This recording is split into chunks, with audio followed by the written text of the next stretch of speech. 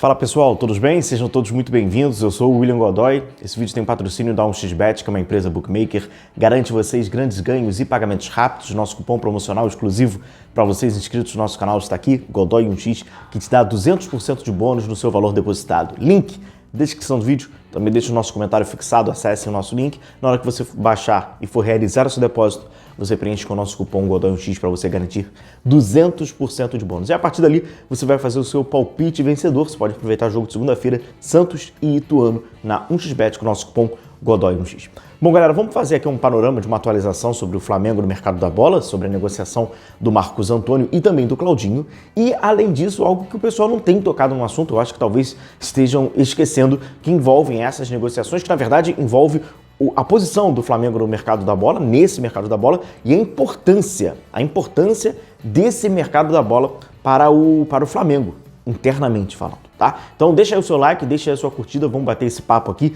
E para começar, trazendo aqui as nossas atualizações sobre Marcos Antônio, que está despertando interesses, né, de outros times. E o Flamengo deve se preocupar com interesses de outros times aqui no futebol brasileiro, pois é algo inevitável. Se o John Textor, por exemplo, quiser pagar uma nota no Marcos Antônio, o Flamengo não tem o que fazer. Se o São Paulo quiser pagar uma nota no Marcos Antônio, o Flamengo não vai ter o que fazer, o Flamengo não vai disputar ali o Marcos Antônio. Mas com o futebol europeu, pois a proposta que o Flamengo enviou para Lazio, o Marcos Antônio, é de empréstimo, e aí havia o debate, né, sobre opção ou obrigatoriedade de compra. Mas de qualquer forma é de empréstimo. Então a Lazio recebe essa negociação com o Flamengo e até aquele momento é a melhor negociação, pois é a única de um empréstimo com obrigação de compra ou por opção de compra, e estava o Flamengo ali negociando junto com a Lazio essa minuta do contrato. Claro que é melhor para a Lazio ter a obrigação de compra, pois assim já garante a venda, por mais ali que o Flamengo tenha com opção e aumentou o valor do empréstimo, e aí caso o Flamengo queira exercer essa obrigatoriedade, esse valor já vai ser descontado, e aí de uma certa forma a Lazio vai tentando ali, vai ficando um pouquinho mais conveniente para ela. O problema não é esse, o problema é que a Lazio, inclusive no mercado europeu, recebeu uma proposta de compra. Então, se a Lazio recebe uma proposta de compra, independentemente se ela é do São Paulo, do Botafogo, do mercado europeu, essa negociação ela já está na frente do Flamengo. Então já entrou uma negociação à frente do Flamengo, e é exatamente isso que aconteceu. Existe o desejo do atleta, existe, né, do agente do atleta, viu com bons olhos um possível retorno para o futebol brasileiro, jogar pelo Flamengo, perfeito. Só que a Lazio se recebe, como tem se falado, que apareceu lá na Europa, um clube querendo comprar o Marcos Antônio, o Flamengo já fica como vamos lá, em aspas, né, a segunda opção. Independentemente, por isso que eu falei, se o John Textor vai vir e vai colocar um dinheirão, o Flamengo não vai competir com o Botafogo em questão de compra de jogador. E o São Paulo aparece e vai, aí o Flamengo já não é mais a primeira, não é a segunda, não tendo a terceira, vai ficar ruim pro Flamengo. Por quê? Isso passa pelo Marcos Antônio e isso também passa pelo Claudinho.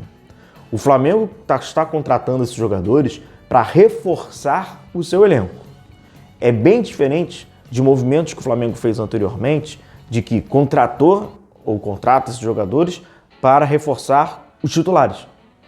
Porque segundo, né, a lógica do Flamengo, o Flamengo já tem um time para competir. Agora são jogadores para reforçar o elenco. Minutos, carga de desgaste, muitas competições, mas o time o Flamengo já tem.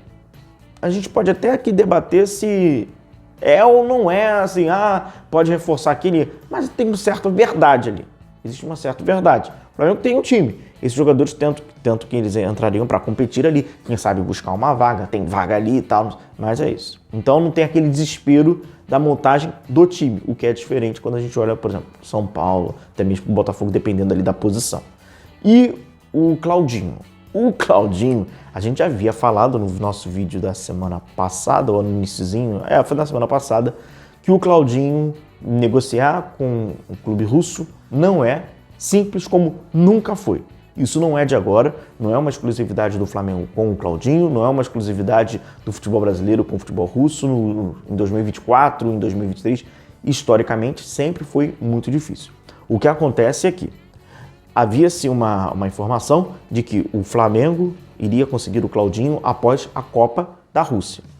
Desde então, até o Marcos Braz confirmou essa negociação, confirmou esse interesse, estava tudo se encaminhando após a Copa da Rússia. O Flamengo conseguiu encontrar ali um valor de que o Flamengo queria 14, aí foi para 15, aí queriam 18, aí bota 15 com mais 3 de bonificação. Contra esse valor, vale lembrar que o Zenit comprou o Claudinho por 15 milhões, mas lá atrás, 15 milhões lá atrás, de euros, e aí era essa. Só que houve agora, recentemente, uma declaração do presidente do Zenit falando que não é bem assim e que não vai vender.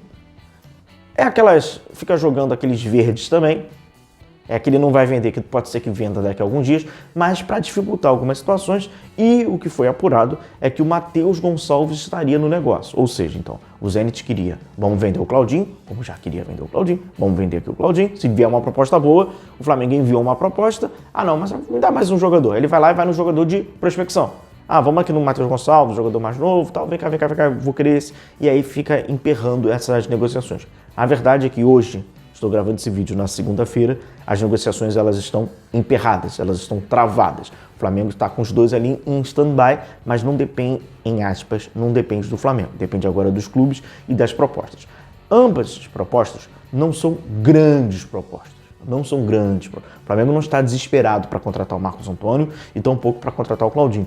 Uma boa proposta para o Claudinho, quando a gente fala de 15 milhões mais 3, mas não é nada absurdo de que o Zenit vai chegar e falar, caramba, tenho que vender. Nenhum clube brasileiro vai fazer uma proposta para um clube europeu, como o Zenit, por exemplo, que a gente não está falando de clube inferior, a gente está falando de um clube expoente no seu país.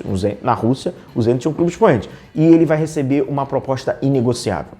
Nenhum clube no Brasil tem bala na agulha para oferecer uma proposta inegociável para algum jogador que joga no futebol europeu.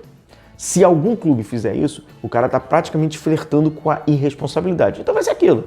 15, 12, é alto? Muito, mas não é nada absurdo. 20, mais bonificação, 25, 30, não. Isso não é o futebol brasileiro que faz. São eles que fazem com o futebol brasileiro. Aí tá se confundindo a ordem da negociação. Só que é o que eu não vi ninguém citando, e eu acho que é o mais importante, que envolve o Marcos Antônio, que envolve o Claudinho, além do aspecto esportivo dentro de campo, os jogadores queriam reforçar e poderiam ajudar. Essa é a última janela do Flamengo antes da candidatura política, do movimento ali que envolve o Landim, da oposição. Então é uma janela muito importante quando a gente fala ali para os aliados de Rodolfo Landim. Se o Flamengo for campeão, o impacto de insucesso, de fracasso, vamos colocar em aspas, nessa janela, não terá nenhum. Ninguém vai lembrar. Se o Flamengo em dezembro conquista títulos grandes, importantes, como um Brasileiro, uma Copa Libertadores, e ele veio nessa janela e passou em branco, cara, vai ficar por isso mesmo, não tem problema nenhum, pois o título, né? Agora, se o Flamengo chega lá em dezembro, e porventura, circunstâncias da bola, a bola não entrou, perdeu. Então pode acontecer.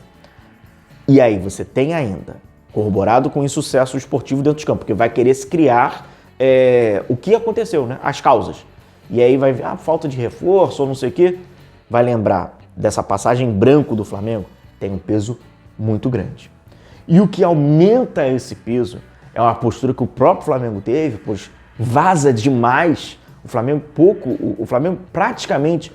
não consegue fazer em segredo, não consegue. O vazamento ele acontece de uma forma exacerbada, até internamente para o Flamengo, as declarações. Não estamos querendo, então não pode nem entrar em boato, pois não há boato, é oficial. O Flamengo está atrás do Marcos Antônio, o Flamengo está atrás do Claudinho, o Flamengo enviou tal proposta para o Marcos Antônio, o Flamengo enviou tal proposta para o Claudinho. Caso aconteça o insucesso, vem uma roupa, né, aquela fantasia da incompetência, que você não conseguiu. Pega mal, internamente, politicamente. E aí, se no final do ano o Flamengo não conquistar um título, haverá um peso. Claro, se conquistar, esquece. Mas não conquistar, vai ter um peso. E se acontecer, no caso do Marcos Antônio, de ir para um São Paulo e de ir para um Botafogo, no momento atual, já vai pegar muito, muito, muito mal. Mas o resultado final ele vai acabar pautando essa situação. Então, é a última janela de um ano político, sem dúvida nenhuma, se usa janelas, contratações, reforços, ou enfim, usa o mercado da bola também como para reforçar laços políticos, a gente sabe. Por isso que para essa direção do Flamengo é fundamental ter sucesso, atingir os seus objetivos nessa janela de agora. Um grande abraço a todos vocês, continuem se cuidando, a gente vai se vendo por aqui. Um abraço a todos, valeu!